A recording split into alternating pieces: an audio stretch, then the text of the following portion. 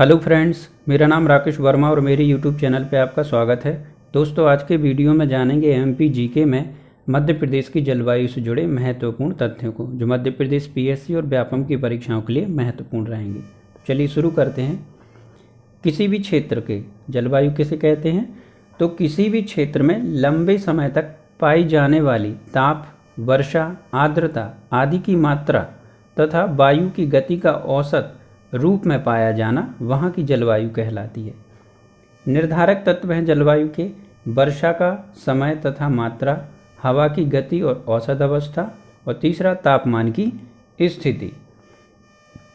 किसी स्थान की दिन प्रतिदिन की वायुमंडलीय दशा को मौसम कहते हैं और मौसम के ही दीर्घकालिक औसत को जलवायु कहा जाता है। दूसरे शब्दों में मौसम अल्पकालिक वायुमंडलीय दशा को दर्शाता है और जलवायु दीर्घकालिक वायुमंडलीय दशा को दर्शाता है। भारत के मध्य में स्थित होने के कारण मध्य प्रदेश में मानसूनी जलवायु की सभी विशेषताएं पाई जाती हैं। इस प्रकार मध्य प्रदेश की जलवायु उष्ण कटिबंधीय मानसूनी जलवायु है। यह बंगाल की खाड़ी सिस्टम की आर्द्र उष्ण जलवायु का भाग है।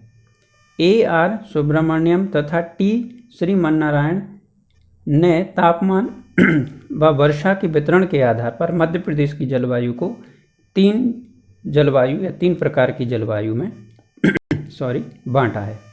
पहला है आर्द्र शुष्क अथवा स्टेपी प्रकार, दूसरा गर्म शीतोष्ण जलवायु तथा तीसरा उष्ण कटिबंधीय आर्द्र एवं शुष्क जलवायु। मध्य प्रदेश की जलवायु को प्रभावित करने वाले कारक।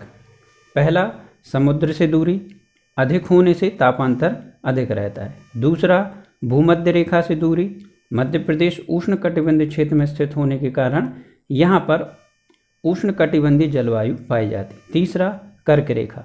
कर्क रेखा प्रदेश के मध्य से गुजरने से जून महीना अधिक गर्म हो जाता है। चौथा, पर्वतों की स्थिति। सतपुड़ा एवं विंध्याचल पर्वत श्रेणी में वर्षा अधिक होती है। मध्य प्रदेश उष्ण कटिबंध में स्थित होने के कारण यहाँ की जलवायु उष्ण कटिबंध मानसूनी प्रकार की है।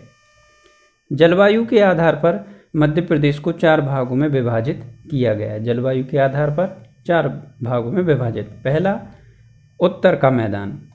इसमें बुंदेलखंड, मध्य भारत, रीवा पन्ना का पठार शामिल है। समुद्र से दूर होने के कारण यहाँ पर गर्मी में अधिक गर्मी और ठंड में अधिक ठंड पड़ती है, महाद्वीपीय प्रकार की।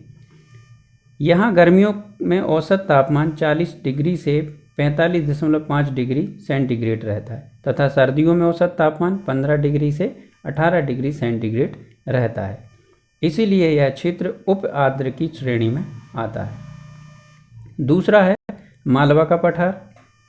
यहाँ की जलवायु सम पाई जाती, अर्थात यहाँ ना तो ग्रीष्म ऋतु में अधिक गर्मी और ना शीत ऋतु में अधिक ठंड पड़ती है। यहाँ सबसे अधिक वर्षा अरब सागर के मानसूनों से होती है।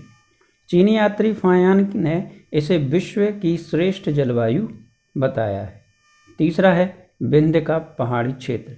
तो विंध्याचल पर्वत का क्षेत्र सम जलवायु क्षेत्र है। इसमें अधिक गर्मी नहीं पड़ती है और ठंड भी साधारण ठंड पड़ती है। पचमढ़ी और अमरकंटक इसी क्षेत्र के अंतर्गत आते हैं। चौथा है नर्मदा घाटी क्षेत्र। तो नर्मदा घाटी क्षेत्र, यह क्षेत्र कर्क रेखा के लगभग समानांतर होने के कारण गर्मियों में एक क्षेत्र में तेज गर्मी पड़ती है, लेकिन सर्दियों में सर्दी सामान्य ही रहती। चट्टान वाले क्षेत्र में कई बार 46 डिग्री सेंटीग्रेड से 50 डिग्री सेंटीग्रेड के बीच ग्रीष्म ऋतु में गर्म हो जाती है। जलवायु परिवर्तन की प्रक्रिया जान लेते हैं। तो सूर्य की स्थिति में परिवर्तन होने से, ताप और दाब में परिवर्तन होने से जलवायु में परिवर्तन आता है। 21 मार्च के बाद सूर्य उत्तरायण हो जाता है। इससे उत्तरी गोलार्ध में सूर्य की किरणें सीधी पड़ती हैं व दक्षिणी गोलार्ध में तिरछी पड़ती हैं। इसलिए उत्तरी गोलार्ध में स्थित देश भारत तथा मध्य प्रदेश में तापमान बढ़ने लगता है और गर्मी प्रारंभ हो जाती है। 21 जून को सूर्य कर्क रेखा पर लंबवत चमकता है। इस कारण से उत्तरी गोलार्ध में ताप बढ़ जाता है। साथ ही यहाँ निम्न वायुदाब का क्षेत्र निर्मित हो जाता है, जिसमें अधिक वायुदाब वाले जलभाग से आने वाली आर्द्रता युक्त पवनें यहाँ पर आकर वर्षा करती हैं। 21 जून को सबसे बड़ा दिन होता है। 21 मार्च और 23 सितंबर को सूर्य भूमध्य रेखा पर लंबवत चमकता है, जिससे इस समय दिन और रात बराबर होते हैं। इस स्थिति को इक्विनॉक्स कहा जाता है। 21 जून को सबसे बड़ा दिन होता है। 23 सितंबर के बाद सूर्य दक्षिणायन हो जाता है, जिसमें सूर्य की किरणें दक्षिणी गोलार्ध में सीधी और उत्तरी गोलार्ध में तिरछी होती हैं। इसलिए मध्य प्रदेश में तापमान कम होता है, जबकि दक्षिणी गोलार्ध में तापमान बढ़ता जाता है। 22 दिसंबर को सूर्य मकर रेखा पर लंबवत चमकता है और इस समय मध्य प्रदेश में तापमान अत्यधिक कम हो जाता है और 22 दिसंबर को सबसे छोटा दिन होता है। मध्य प्रदेश की जलवायु से संबंधित महत्वपूर्ण तथ्यों को जान लेते हैं। मध्य प्रदेश में 23.5 डिग्री उत्तरी अक्षांश कर्क रेखा प्रदेश के बीच गुजरती है, अतः यहाँ की जलवायु उष्ण कटिबंधीय है। 82.5 डिग्री पूर्वी देशांतर मध्य प्रदेश के पूर्वी सीमांत जिला सिंगरौली से गुजरती है। सर्वाधिक तापमान गंज-बासौदा जो कि विदिशा में है में 1995 में 48.7 डिग्री मापा गया। 2008 से 2012 में सर्वाधिक तापमान खजुराहो में, बादवानी में तथा 2013 में छतरपुर के जिले खजुराहो व नौगांव में दर्ज किया गया। सबसे कम तापमान पचमढ़ी होशंगाबाद का मापा गया है। हालांकि आधिकारिक रूप से शिवपुरी प्रदेश का सबसे ठंडा स्थल है। अधिकांश वर्षा दक्षिण पश्चिमी मानसून से होती है। पूर्वी क्षेत्र में वर्षा का औसत 140 सेंटीमीटर से के लगभग है, जबकि प्रदेश के पश्चिमी क्षेत्र में वर्षा का औसत 75 सेंटीमीटर है। मध्य प्रदेश में ऋतु संबंधी आंकड़े एकत्रित करने वाली वेधशाला इंदौर में है। कर्क रेखा मध्य प्रदेश के मध्य से गुजरती है। रीवा पन्ना के पठार में दक्षिण पूर्वी मानसून से भी वर्षा होती है। मध्य प्रदेश में मध्य जून से सितंबर तक वर्षा होती है। जून से सितंबर सबसे अधिक वर्षा पचमढ़ी में 200 सेंटीमीटर से अधिक होती है। सबसे कम वर्षा भिंड में 55 सेंटीमीटर होती है। प्रदेश में औसत वर्षा 112 सेंटीमीटर होती है। सर्वाधिक तापमान गंज-बासौदा में 48.7 मापा गया। प्रदेश के विंध्य क्षेत्र में अरब सागर एवं बंगाल की खाड़ी दोनों मानसूनों से वर्षा होती है। बड़वानी में इससे अधिक 49 डिग्री सेंटीग्रेड तक गर्म रहा, लेकिन आधिकारिक रूप से गंज-बासौदा का मान्य है। मध्य प्रदेश का औसत ताप 21 डिग्री सेंटीग्रेड आंका गया है। सबसे कम तापमान शिवपुरी का मापा गया। शीत ऋतु में अधिकतम सूखा रहता है। मध्य प्रदेश की जलवायु को उष्ण कटिबंधीय स्वरूप प्रदान करने के लिए प्रदेश के मध्य से गुजरने वाली कर्क रेखा उत्तरदायी है। तापमान की दृष्टि से मध्य प्रदेश का अधिकांश भाग अति तापीय वर्ग आता है।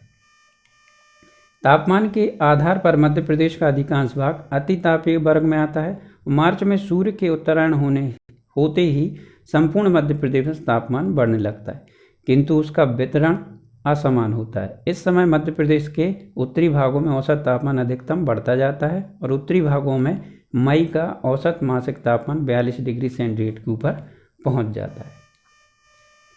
A.R. सुब्रमण्यम तथा श्री मनरायण ने तापमान व वर्षा के वितरण के आधार पर मध्य प्रदेश की जलवायु पर राज्य को 3 जलवायु प्रकारों में बांटा।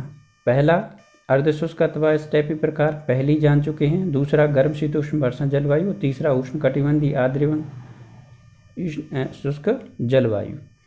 क्लाइमेट स्मार्ट विलेज प्रोजेक्ट के अंतर्गत मध्य प्रदेश सरकार की आगामी 6 वर्षों में 1100 ऐसे क्लाइमेट स्मार्ट विलेज विकसित करने की योजना है, जिसका उद्देश्य किसानों को जलवायु परिवर्तन के खतरों, बाढ़, अकाल इत्यादि से निपटने के लिए तैयार करना है, ताकि कृषि का गुणवत्तापूर्ण उत्पादन व उत्पादकता सुनिश्चित हो सके। और इन 1100 गाँवों का चयन 11 एग्रो क्लाइमेट जोन्स में प्रत्येक से 100 गाँवों को लेकर किया जाएगा। वर्तमान समय में इस प्रोजेक्ट के तहत मध्य प्रदेश के सतना, सीहोर व राजगढ़ जिलों के गाँव को शामिल किया गया है। अब जानते हैं मध्य प्रदेश की जलवायु क्षेत्र। संक्षिप्त में एक नज़र में जानेंगे जलवायु क्षेत्र और जलवायु की विशेषता। पहला, विंध्य पर्वतीय क्षेत्र। विशेषता है ग्रीष्म ऋतु में कम गर्म तथा शीत ऋतु साधारण ठंडी। दूसरा, मालवा पठार। ग्रीष्म ऋतु सामान्य गर्म तथा शीत ऋतु सामान्य ठंडी। तीसरा, बघेलखंड पठार। ग्रीष्म ऋतु में अधिक गर्म तथा शीत ऋतु में सामान्य ठंडी। चौथा, नर्मदा घाटी क्षेत्र। ग्रीष्म ऋतु अत्यधिक गर्म तथा शीत ऋतु साधारण ठंडी। पांचवा, उत्तर का मैदान। ग्रीष्म ऋतु अधिक गर्म तथा शीत ऋतु अधिक ठंडी। अब जानते हैं मध्य प्रदेश की जलवायु को विद्वानों ने किस प्रकार वर्गीकृत किया है। तो यहाँ विद्वान का नाम जानेंगे, उसका भाग कितने भागों में बांटा वह जानेंगे, प्रकार में और उसका आधार। तो पहला, A.R. सुब्रमण्यम तथा T. श्रीमन्नारायण 1991। इन्होंने 3 भागों में बांटा, आर्द्र शुष्क अथवा स्टेपी गर्म शीतोष्ण वर्षा जलवायु और उष्ण कटिबंधीय आर्द्र एवं शुष्क जलवायु। और इनका आधार था तापमान एवं वर्षा के वितरण के आधार पर। दूसरा है कोपेन ने, तो कोपेन ने 2 भागों में बांटा है, उष्ण कटिबंधीय सवाना जलवायु, दूसरा शुष्क शीत मानसूनी जलवायु और आधार है दक्षिण पश्चिमी व पश्चिमी भाग। तीसरे हैं थार्नथवेट ने, इन्होंने भी 3 भागों में बांटा, पहला तर अल्पार्द्र जलवायु, दूसरा शुष्क अल्पार्द्र जलवायु और तीसरा आर्द्र शुष्क जलवायु। और इनका आधार है तापमान, वर्षा और जल के संतुलन के आधार पर। अब जान लेते हैं मध्य प्रदेश को 11 कृषि जलवायु क्षेत्रों में बांटा गया है, जो निम्न प्रकार से हैं। पहला, छत्तीसगढ़ का मैदान। दूसरा, छत्तीसगढ़ का उत्तरी पहाड़ी क्षेत्र। तीसरा, कैमूर पठार एवं सतपुड़ा पहाड़ी क्षेत्र। चौथा, मध्य नर्मदा घाटी। पांचवा, विंध्य पर्वत श्रेणी। छठवां, ग्रिड क्षेत्र।